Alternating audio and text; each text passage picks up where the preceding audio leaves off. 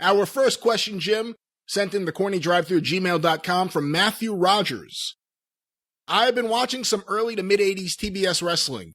Most every main event star, Ric Flair included, wrestled an enhancement talent. Why did Dusty Rhodes not? Okay, that was a sudden left turn at the end. Well, in a lot of cases, especially when Flair was the champion from 83, 84, 85, 86, during Dusty's booking run, Flair wouldn't work either unless it was a special match with George South or some kind of, competitive angle match or whatever. He usually just did a promo. But Dusty was also producing the show. He was sitting back in the control room and he was producing the whole thing and he was writing the whole thing. And he came out and he did a promo, which was his best thing. At that point, Dusty didn't need to go out there and beat, fucking Art Pritz in a 5-minute squash match to be over. And it was just, he, as I told Joe Koff one time in Ring of Honor, he could pop the corn too, but he didn't need to. But in the early 80s, Dusty still had squash matches on TBS also, because from the time that the show really got on, not TBS, but when TBS became a superstation of any note, when it stopped going to just a few places and, started getting a decent distribution, most of the guys from Georgia, Florida, the Carolinas, any of the NWA territories, guest stars from Mid-South would come in to be on TBS and get a win. And hopefully get a promo also, which made them bigger stars, not just the guys in Georgia, but it made them bigger stars in the territories that they were working regularly in. And also a lot of those names would come into Georgia and work at the Omni. So everybody, even because I've seen a bunch of Dusty squash matches on TBS in the early 80s, but by the time he was booking it, at that point, I think the less of Dusty just out there wrestling for the sake of it was probably a blessing instead of a curse. The best Dusty squash match, I don't know if it's still on YouTube because it got pulled down a few years ago and then it would pop back up and get pulled down again. Dusty Rhodes versus Sylvana Sousa and John Arezzi under his wrestling name of, I think, John Anthony. John, not being a trained wrestler, accidentally stiffs Dusty at some point. He was wrestling a handicap match, and Dusty shoot elbows John in the face and then pins him after he throws John on top of Sylvana Sousa and then sits on John's head. He pins him. But on this topic. Well, wait, I got one for you. Hold on and save that thought. But because somebody just tweeted this the other day, this little 30-second clip. I think it was the Road Warriors debut. Yeah. On Worldwide Wrestling.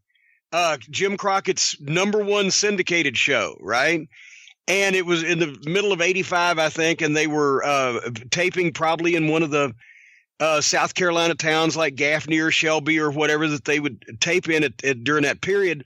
And one of the opponents of the Road Warriors, I can't remember who the other one was, but immaterial anyway, but one of them was Ron Rossi. And we worked with Ron Rossi, and he was one of those guys that had got broken in around South Carolina and did some of the real small independent shows that existed down there with the outlaw shows at the time with a lot of those guys. And a lot of them had been trained by, somebody that did jobs more regularly on TV. I mean, I liked all those guys, and they did wonderful jobs for the Midnight Express, but some of them were just judging them purely by their wrestling ability and not by their good intentions. They were fucking rotten. And poor old Ron Rossi was one of them. He looked like Ned. He had this short hair combed over to the side and this little mustache, and his body looked like a baked potato.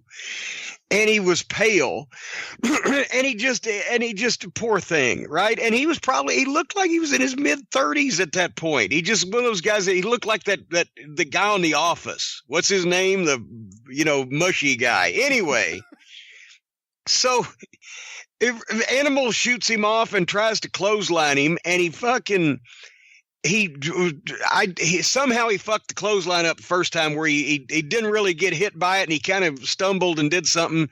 So then Animal shoots him off again to clothesline him, and this time Ron looked like he took a knee to the gut and just kind of rolled over underneath it. Animal swung and missed the whole thing and stumbled.